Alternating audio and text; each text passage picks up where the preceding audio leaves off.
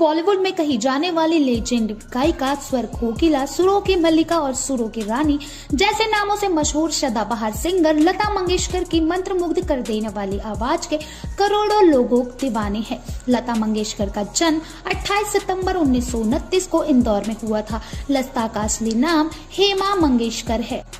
लता मंगेशकर को अपने संगीत का गुण उनके पिता दीनानाथ मंगेशकर से प्राप्त है, जो खुद एक मराठी और कोंकणी संगीतकार, गायक व अभिनेता थे। लता मंगेशकर की 3 छोटी बहनें मीना खंडेकर, आशा भोसले, उषा मंगेशकर और छोटे भाई हृदयनाथ मंगेशकर, ये सब भी म्यूजिक इंडस्ट्री के खालिबान है। लता ने 5 साल की उम्र में अपने पिता से संगीत सीखना शुरू कर दिया था। साल 1942 में पिता के निधन के बाद 13 साल की उम्र में लता ने अपनी सिंगिंग करियर की शुरुआत की। पहली बार उन्होंने एक मराठी फिल्म के लिए गाना रिकॉर्ड किया था। वही फिल्म रिलीज भी हुई, लेकिन किसी कारणवश फिल्म में लता का गाया गाना नहीं चलाया गया, जिससे उन्हें काफी ठेस पहुंची थी। फिर उनके एक पारिवारिक दोस्त और मूवी पट के मालिक मास्टर विनायक ने गायन के क्षेत्र में करियर शुरू करने में लता की बहुत मदद की। शुरुआती दिनों में लता को उनकी आवाज बहुत पतली है कहकर रिजेक्ट कर दिया जाता था, लेकिन लता ने हार नहीं मानी और लगातार संघर्ष किया। लता जी ने 1947 में हिंदी फिल्म में आपकी सेवा में के लिए एक गाना गाया था, जिसके बाद से उन्हें पहचान मिली। इस गाने के बाद उन्हें एक के बाद एक कई गीत गाने का मौका मिला और धीरे धीरे वो सफलता की ओर बढ़ने लगी। भारत के स्वर कोकिला लता मंगेशकर ने अपने करियर में 20 भाषाओं में करीब 30,000 गाने गाए हैं। लता मंगेशकर ने फिल्म इंडस्ट्री में करीब 7 दशक से भी ज्यादा का समय बिताया है, लेकिन अफेयर के मामले में उनका नाम सिर्फ एक ही शख्स से जुड़ा था और लता उस शख्स से इतना प्यार करती थी, उन्होंने कभी किसी और से शादी नहीं की। लता मंगेशकर को दिव्यांगत क्रिकेटर और भारतीय क्रिकेटर कंट्रोल बोर्ड के पूर्व अध्यक्ष राज सिंह से प्यार हुआ था।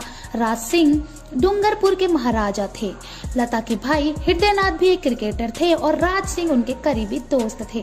एक बार लता मंगेशकर क्रिकेट देखने गई, जहां उन्हें राज को देखा और उन्हें पसंद करने लगी। वहीं राज भी लता की आवाज के दीवाने थे। राज अक्सर लता के घर उनके भाई से मिलने आया करते थे। ऐसे ही लता और राज की मुलाकात शुरू हुई और दोनों एक दूसरे से प्यार करने लगे। जाता है कि राज लता को मिट्ठू नाम से भी बुलाते थे और राज अपनी जेब में एक कैसेट रखते थे, जिसमें लता के कुछ चुनिंदा गाने थे। लंबे समय तक एक दूसरे को जानने और समझने के बाद लता और राज ने शादी करने की सोची। वहीं राज ने अपने माता पिता को इस बारे में बताया, तो उनके पिता महारावल लक्ष्मण सिंह ने इस शादी से इनकार कर दिया।